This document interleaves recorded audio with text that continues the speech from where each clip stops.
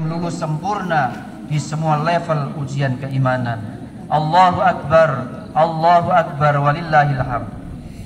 Hadirin rahimakumullah, tauhid yang tulus pasti akan melahirkan perbuatan lahir yang lurus, sebab ia lahir dari cinta kepada Allah.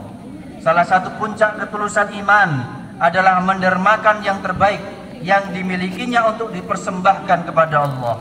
Allah berfirman, "Lan tanalul birra hatta tunfiqu mimma tuhibbun." Kamu tidak akan memperoleh kebajikan sebelum kamu menginfakkan sebagian harta yang kamu cintai.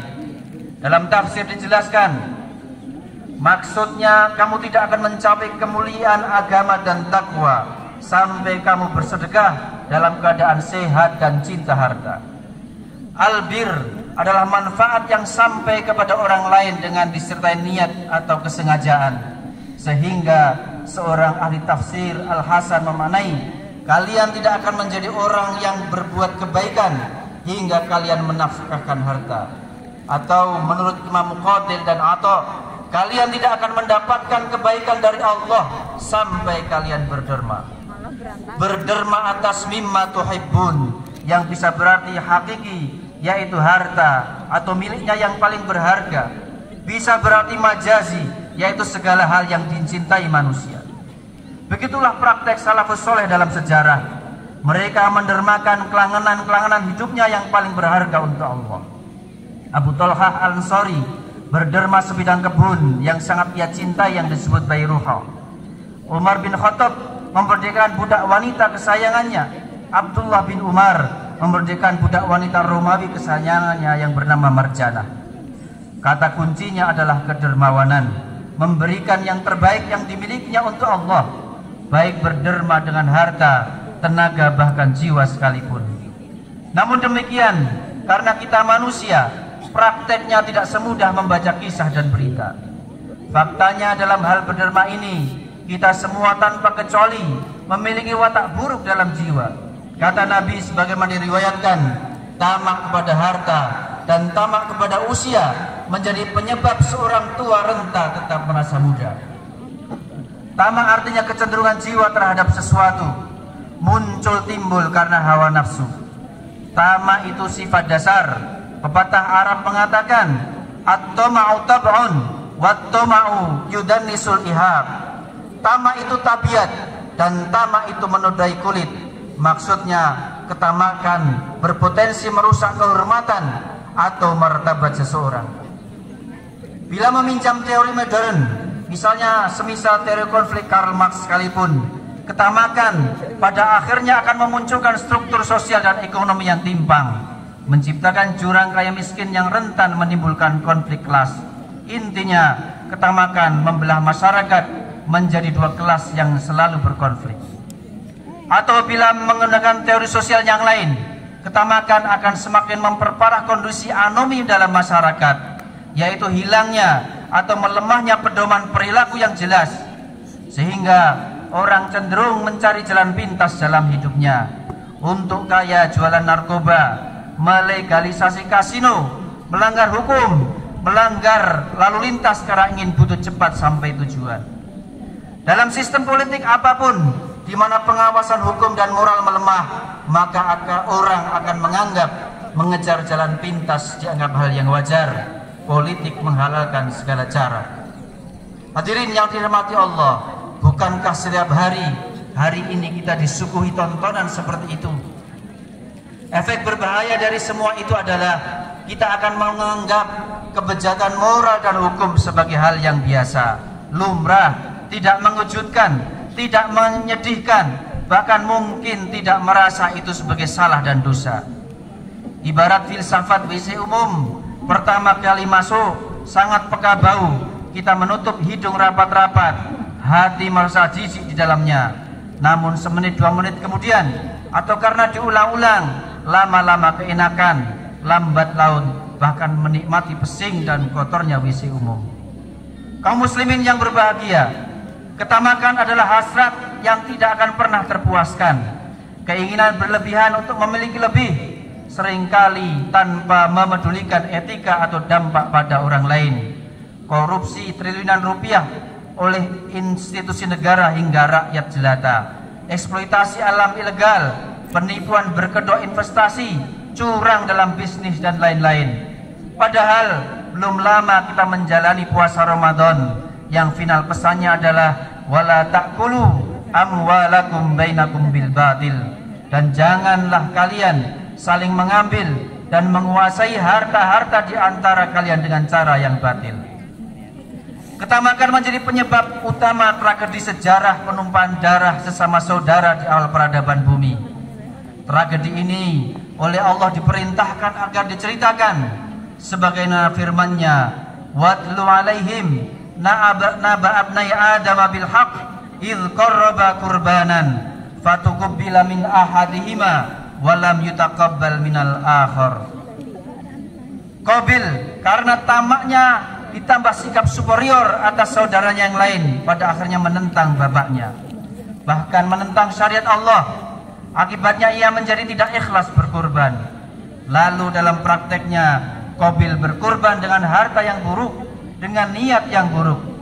Dendamnya semakin membara ketika tahu korbannya tidak diterima oleh Allah. Nafsu syahwatnya lalulah tidak terkendali.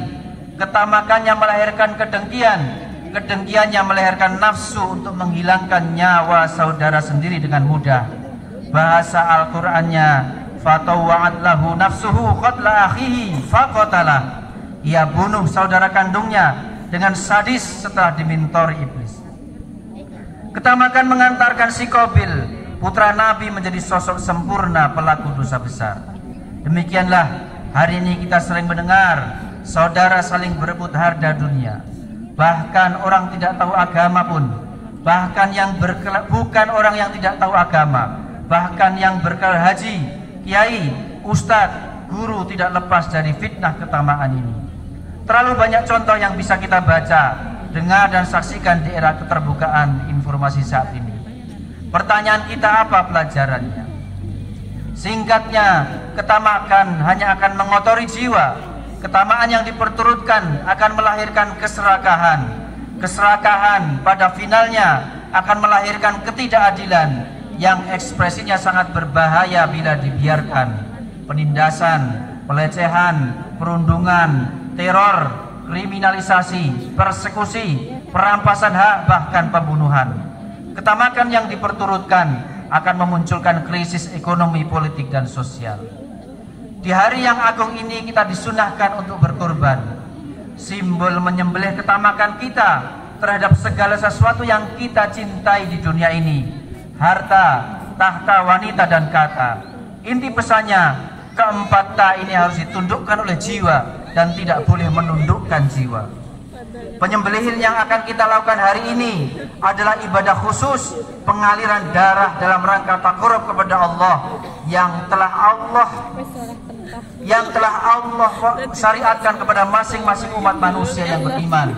Sebagaimana firman-Nya, walikulli ummatin ja'alna mansakan liyadhkuru ismallahi ala ma razaqahum min bahimatil an'am fa ilahukum ilahu wahid falahu aslimu wa basyiril mukhbitin. Lewat kurban hari ini Allah mendidik kita agar menjadi orang-orang yang mukhbitin, orang-orang yang tunduk tanpa sombong. Dalam bahasa Profesor Dr. Hamka, orang yang tidak banyak cincong di dalam melaksanakan titah ilahi. Jadi sembelihlah ketamakanmu wahai kaum muslimin. Jangan biarkan ketamakan menguasai jiwamu, sebab ia akan mencelakakan dirimu, keluargamu, masyarakatmu, negaramu. Jangan contoh Qabil, jangan mau dipengaruhi setan. Lawan setan, lempar ia dengan batu tauhidmu, lempar musuhmu dimanapun ia berada. Terakhir, apa langkah kecil yang harus kita lakukan ke depan agar kita menjadi manusia yang tunduk patuh? Peliharalah dan jagalah sholat wajib kita 5 waktu. Sebab salah satu ciri orang yang tidak banyak cincong di dalam melaksanakan titah ilahi adalah penegak sholat. Sebagaimana firman-Nya, alladzina immakkannahum fil ardi aqamus sholah. Orang yang diteguhkan di muka bumi adalah orang yang diberi kuasa dan kemampuan. yaitu setiap orang yang dari generasi muslim yang menolong agama Allah. Bila Anda diberi kuasa sebagai orang tua, maka perintahkan keluarga Anda untuk sholat. Bila Anda diberi kuasa sebagai pemimpin masyarakat, maka salah satu programnya adalah menggerakkan masyarakat Anda untuk memelihara sholat. Bila Anda diberi kuasa memimpin pasar, maka dirikanlah sholat di sela-sela kesibukan berniaga. Jika Anda diberi kuasa sebagai penyusun undang-undang, maka buatlah undang-undang yang mengatur sholat dalam segala lini kehidupan bernegara yang baik. Mengapa sholat? Karena sholat melatih kita untuk merendahkan diri, melatih kepatuhan hati, melatih menggunakan anggota badan untuk taat kepada Allah. Sholat yang benar akan melahirkan jiwa yang terbarui dan tercerahkan dari waktu ke waktu. Sholat dengan kekhusyukan dan keunikannya memiliki kekuatan sebagai penasehat yang mencegah kemungkaran dan kekejian. Ibnu Atiyah berkata, jika seorang yang sholat berada dalam kekhusyuan dan ketundukan yang wajib, maka jiwanya akan menjadi baik karenanya dan akan meresapi rasa pengawasan dari Allah Subhanahu wa taala. Hal ini akan berlanjut pada perkataan dan perbuatannya sehingga ia akan berhenti dari kekejian dan kemungkaran. Profesor Dr. Hamka memberinya judul Pedoman Perjuangan Mukmin, mengambil saripati dari 2 ayat terakhir Quran surat Al-Hajj. Kata beliau, sholat adalah memperdalam perasaan. Rukuk dan sujud itu melatih rasa tunduk. Menyembah Tuhan ialah tunduk segala perintah dan menghentikan apa yang dilarang. Orang mukmin disuruh meneguhkan sholat dan berbuat baik supaya siap jiwa, kuat jiwa menghadapi jihad, yaitu memerangi kaum kafir, kerja keras melaksanakan segala yang diperintah, menghentikan segala larangan. Karena orang yang lemah jiwa tidaklah akan kuat menghadapi jihad yang besar itu. Akhirnya, inilah milah Ibrahim, agama nenek moyang kamu Ibrahim. Dialah Allah sendiri yang menamakan kalian muslimin. Maka dirikanlah sholat agar tetap teguh hubungan dengan Tuhan. Demikianlah pesan dan bimbingan dari buntut terakhir Quran surat Al-Hajj. Allahu Akbar, Allahu Akbar, Allahu Akbar, Allahu Akbar, Allahu Akbar, Allahu Akbar. Alhamdulillahi hamdan katsiran kama amar. Wa asyhadu an la ilaha illallah wahdah la syarika lah irghaman liman jahada bihi wa kafar.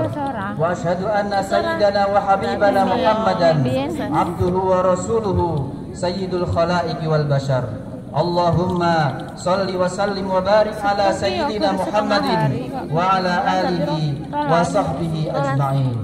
Allahumma ighfir lil muslimina wal muslimat wal mu'minina wal mu'minat al ahya'i minhum wal amwat innaka sami'un qaribun mujibud da'awat ya qadiyal hajat. Allahumma ansur man nasraddin wakhdhul man khadala al muslimin. Allahumma a'izzal islam wal muslimin wa adilla syirka wal musyrikin wa dammir a'da'ad din waj'al hadzal balada aminan mutma'innan saha'an rakha'an wa sa'ira biladil muslimin. Rabbi ja'al hadha baladan amina warzuq ahlahu minat thamarat man amana minhum billahi wal yaumil akhir. Rabbana taqabbal minna innaka antas sami'ul alim wa tub alaina innaka antat tawwabur rahim. Rabbana atina fid dunya hasanah wa fil akhirati hasanah wa qina adzaban nar. Subhana rabbika rabbil izzati amma yasifun wa salamun alal mursalin walhamdulillahi rabbil alamin. Assalamualaikum warahmatullahi wabarakatuh. Selamat Hari Raya Idul Adha.